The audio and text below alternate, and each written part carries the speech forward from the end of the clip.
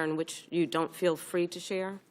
Ma'am, the fact that we briefed the President previously, both went up to New York, and previously is a matter of public record. So if it's a matter of public record, then you feel free to discuss those conversations? If it's not classified, you can keep trying to trip me up. Senator, if you could I get to respond, please, ma'am? No, sir. No. Okay. Are you saying that if it is classified, you will not discuss it? And then my follow-up question obviously would be, do you believe that discussion of Russian active measures is not the subject of classified information? I stand by my previous comments. Thank you.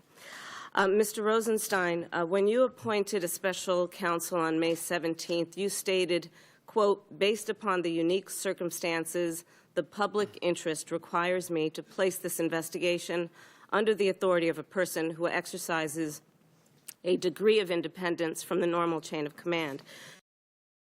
Along with that statement provides that 28 CFR 600.4 through 10 were applicable. Those are otherwise known as the special counsel regulations. Is that correct? Yes, Senator. And it states that the special counsel, quote, shall not be subject to the day-to-day supervision of any official of the department.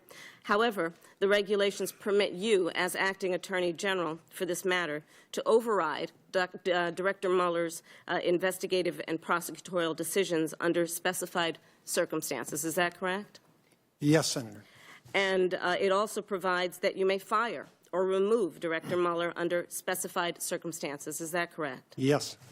And you indicated in your statement that you chose a person who exercises a degree of independence, not full independence from the normal chain of command. So my question is this. In December of 2003, then Attorney General John Ashcroft recused himself from the investigation into the leak that led to the disclosure of Valerie Plame's identity as a CIA officer. The acting Attorney General at the time was Jim Comey. He appointed a special counsel, Patrick Fitzgerald, to take over the matter. In a letter dated December 30th of 2003, Mr. Comey wrote the following to Mr. Fitzgerald, quote, I direct you to exercise the authority as special counsel independent of the supervision or control of any officer of the department. In a subsequent letter dated February 6, 2004, Mr. Comey wrote to clarify the earlier letter stating that his delegation of authority to Mr. Fitzgerald was, quote, plenary. Moreover, it said that my, quote, conferral on you of the title of special counsel in this matter should not be misunderstood to suggest that your position and authorities are defined or limited by 28 CFR Part 600. Those are the special counsel regulations we discussed. So, would you agree, Mr.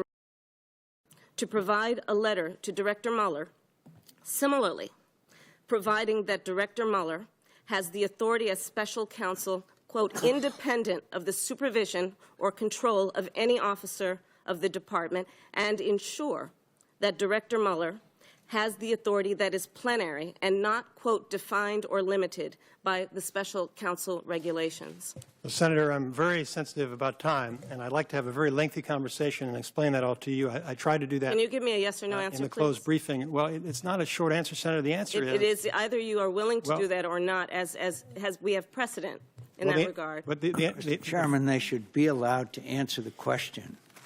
It's a long question you pose, Senator, and I fully appreciate the import of your question, and I'll get to the answer. My quibble with you is Pat Fitzgerald is a very principled, very independent person. I have a lot of respect for him. Pat Fitzgerald could have been fired by the President because he was a United States attorney.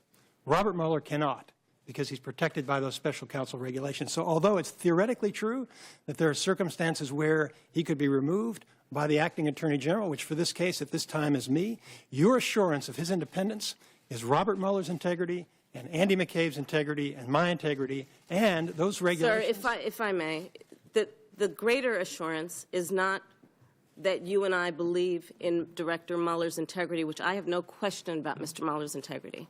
It is that you would put in writing an indication based on your authority as the acting Attorney General that he has full independence in regards to the investigations that are before him. Are you willing or are you not willing to give him the authority to be fully independent of your ability statutorily and legally to fire him? He has the yes or no, sir? He has the full independence that is authorized by Are you willing to do as has been done before? With the senator suspend, the chair is going to exercise its right to allow the witnesses to answer the question, and the committee is on notice to provide the witnesses the courtesy, which has not been extended all the way across, extend the courtesy for questions to get answered.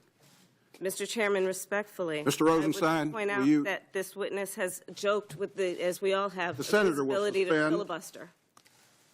Mr. Rosenstein, would you like to thoroughly answer Thank the you, Mr. question? Chairman. Senator, I'm not joking. The truth is I have a lot of experience with these issues, and I could give